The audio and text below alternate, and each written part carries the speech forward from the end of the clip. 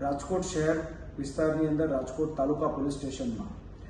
TRP game ઝોનની અંદર જે દુઃખદ ઘટના બની છે તે દુઃખદ ઘટના અન્વયે રાજકોટ તાલુકા પોલીસ સ્ટેશનમાં આઈપીસી 304, 308 તથા અન્ય સુસંગત કલમો હેઠળ ગુનો દાખલ થયેલો છે, જેની તપાસ એસીપી ક્રાઇમ બ્રાન્ચ ભરત બસિયા દ્વારા ચાલુમાં છે.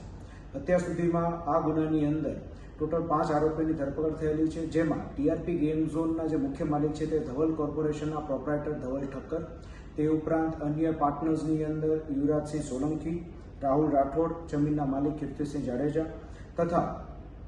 ત્યાંના મેનેજર નીતિન જૈનની ધરપકડ થઈ ચૂકેલ છે અને તેઓના રિમાન્ડ પણ મેળવવામાં આવેલા છે.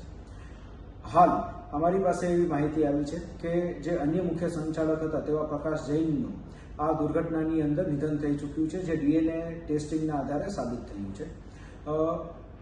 આગળ વધુમાં જે ટીઆરપી ગેમ ઝોનમાં જે દુર્ઘટના બની છે તે અન્વયે અન્ય પુરાવા અને દસ્તાવેજી પુરાવા મેળવવાની કાર્યવાહી હાલ ક્રાઇમ બ્રાન્ચ દ્વારા હાથ ધરવામાં આવેલ છે અને જે કંઈ બી અપડેટ હશે એ અમે તમને આપતા રહીશું. જય હિન્દ.